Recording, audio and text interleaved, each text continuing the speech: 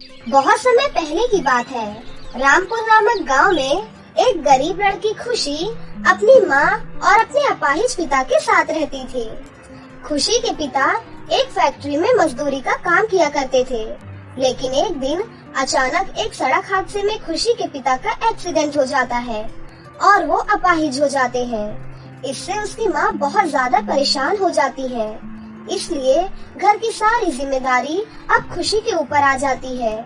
एक दिन खुशी अपनी माँ से कहती है, माँ, गांव में रहकर झाड़ू पोछे के चंद रुपए ही मिलते हैं, जिस वजह से पापा का इलाज भी अच्छी तरह से नहीं हो पा रहा और ना ही हम 2 समय का खाना ठीक से खा पा रहे हैं।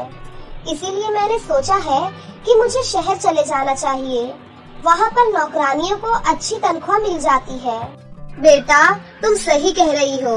मेरे भाई की बेटी करिश्मा भी शहर में नौकरानी का काम करती है, झाड़ू पोछा ही करती है, लेकिन महीने के 8,000 रुपए मिल जाते हैं। तुमने बिल्कुल सही फैसला लिया है। जाओ और हमारी चिंता मत करना। मैं अपना और तुम्हारे पिता का अच्छे से ख्याल रख लूंगी। खुशी अपने माता पिता से विदा लेती है।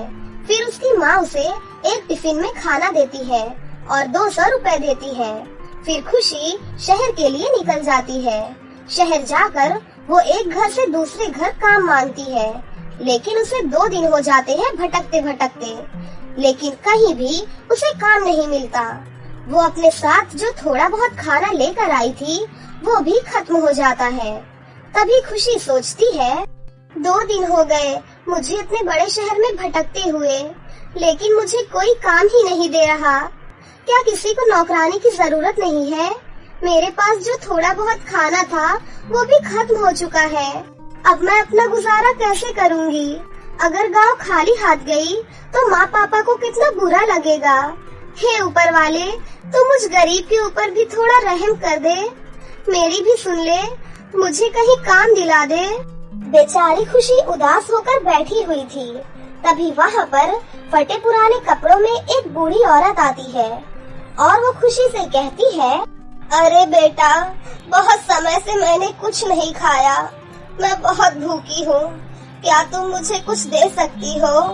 मेरे पास तो सिर्फ 200 रुपए ही है, 100 रुपए गाँव जाने में लग जाएंगे, मगर ये अम्मा जी भी तो भूखी है, क्या करूँ? चलो ऐसा करती हूँ, इन्हें 100 रुपए दे देती हूँ।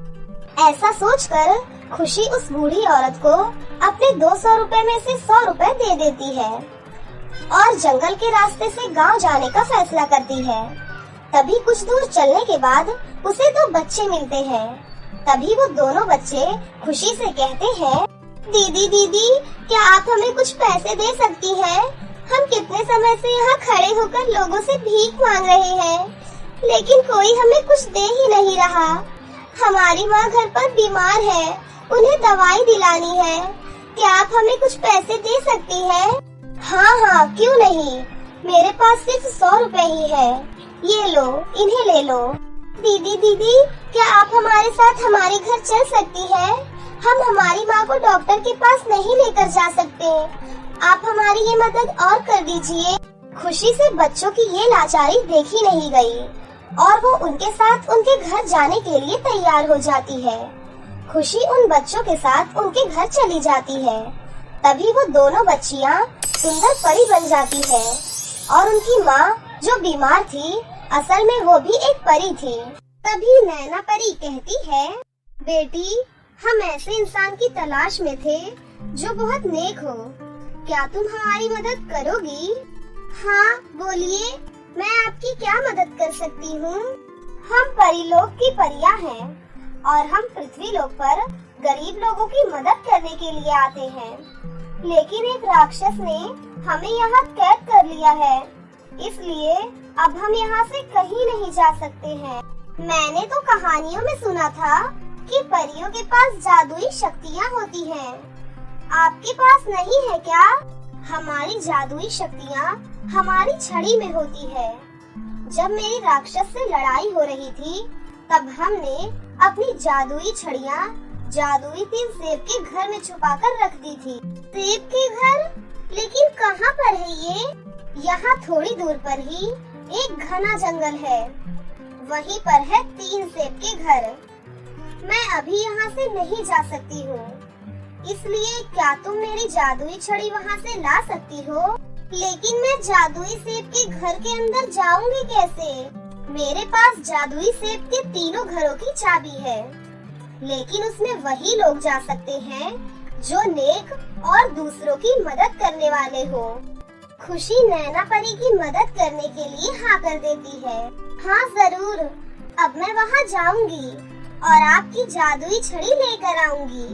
तभी नैना परी खुशी को जादुई सेब के घर की चाबी देती है। चाबी लेकर खुशी जादुई तीनों सेब के घर की तरफ चल पड़ती है। थोड़ी देर बाद चलते चलते खुशी जादुई सेब के तीनों घरों के पास पहुंच जाती है।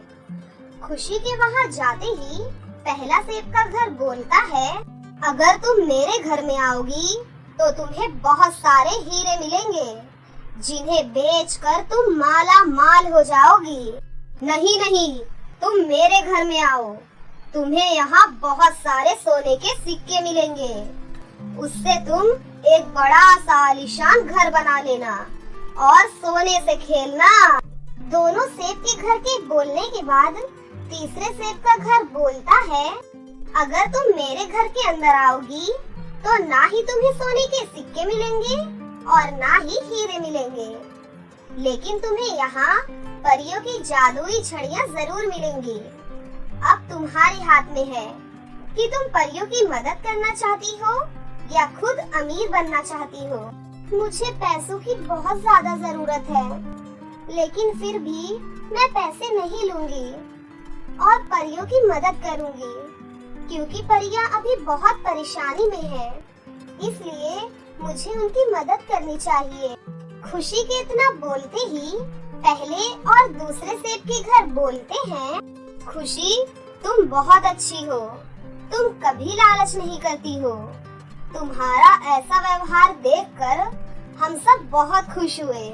हाँ, इसलिए तुम्हारी उदारता देखकर हम दोनों तुम्हें सोने के सिक्के और हीरे देना चाहते हैं। इतना कहकर दोनों सेब के घर खुशी को सोने के सिक्के और हीरे दे देते हैं। उन दोनों का धन्यवाद करके खुशी तीसरे सेब के घर के अंदर जाती है और परियों की जादुई छड़ियाँ ले लेती है और परियों के पास जाकर उन्हें वो छड़ियाँ दे देती है। तभी नैना परी खुशी से कहती है, सच में खुशी तुम बहुत अच्छी हो, नहीं तो जिस तरह पहले और दूसरे सेब ने तुम्हें धन दौलत का लालच दिया, अगर तुम्हारी जगह कोई भी होता तो वो धन दौलत के लालच में आ जाता, लेकिन तुम नहीं आई। खुशी, अगर तुम चाहो तो तुम मुझसे कोई इच्छा मांग सकती हो। परी, आप बस मुझे मेरे घर पहुंचा दीजिए। खुशी के इतना कहते ही परी अपनी जादुई छड़ी घुमाती है और खुशी अपने घर पहुंच जाती है। खुशी को अचानक अपने सामने देखकर उसके माता पिता बहुत खुश हो जाते हैं। खुशी, मेरी बच्ची, आ गई तू। इतने सारे सोने के सिक्के और हीरे तुझे किसने दिए? उसकी माँ के इतना कहते ही खुशी पीछे हुई सारी बातें अपने माता पिता को बताती है। उसकी बातें सुनकर उसके माता पिता बहुत खुश हो जाते हैं। तभी खुशी अपने पापा से कहती है, पापा, शहर में बहुत बड़े बड़े हॉस्पिटल हैं, जहां आपकी टांगों का इलाज बहुत अच्छे से हो जाएगा और आप पहले की तरह चल पाएंगे। अब तो हमारे पास बहुत सारी धन दौलत है और अब हम शहर में ही रहेंगे, ठीक है? ऐसा कहकर खुशी अपने माता पिता को शहर ले जाती है और वहाँ ले जाकर अपने पिता का बहुत बड़े हॉस्पिटल में इलाज करवाती है। खुशी के पिता कुछ ही दिनों में बिल्कुल ठीक हो जाते हैं। खुशी के पास बहुत सारी धन दौलत थी, जिसकी मदद से वो बहुत बड़ा घर ले लेती है। वो अपने माता पिता के साथ हंसी खुशी अपनी जिंदगी जीने लगती है।